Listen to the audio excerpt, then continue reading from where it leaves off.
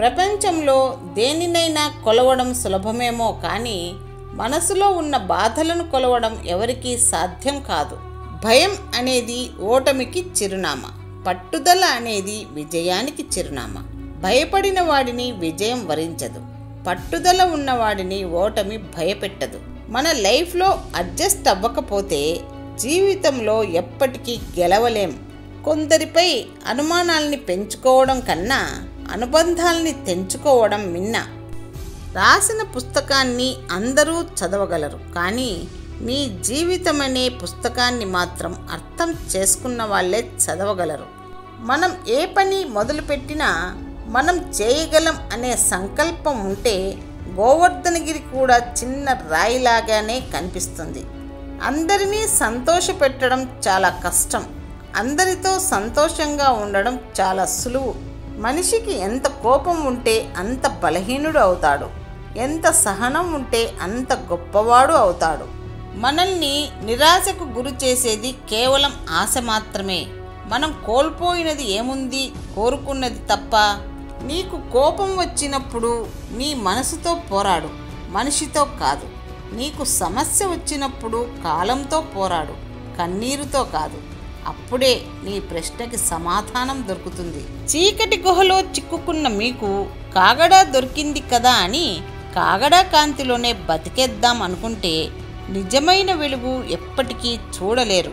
మనసు హత్తుకునేలా మాట్లాడేవారు కొందరు, మనసు నొచ్చుకునేలా మాట్లాడేవారు మరికొందరు, మనస్ఫూర్తిగా మాట్లాడేవారు ఇంకొందరు. అందరి మధ్య సాగే జీవన ప్రయాణమే జీవితం. కష్టం ప్రార్థనను నేర్పిస్తుంది, ఇష్టం త్యాగాన్ని నేర్పిస్తుంది, శ్రమ ఓర్పును నేర్పిస్తుంది, ప్రేమ క్షమించడం నేర్పిస్తుంది, విజయం గెలుపు విలువను నేర్పిస్తుంది. కొన్ని కన్నీళ్ళ వెనుక కలతలు, కలతల వెనుక కారణాలు, కారణాల వెనుక కథలు తెలుసుకోకపోవడమే మంచిది. అప్పుడే మన మనసుకి శాంతి, మనకి మనశ్శాంతి. ఒక్కోసారి శత్రువు ఎక్కుపెట్టిన బాణం కంటే మన పంటి కింద తొక్కిపెట్టిన మాటే ఎక్కువగా గాయపరుస్తుందేమో మనల్ని. మన వాళ్ళు అనుకునే వాళ్ళ దగ్గర పంతం, మన వాళ్ళు కాదు అనుకునే వాళ్ళ దగ్గర కోపం చూపించి మనం పెద్దగా సాధించేది ఏమీ ఉండదు. జ్ఞాపకాలు చాలా గమ్మత్తు అయినవి.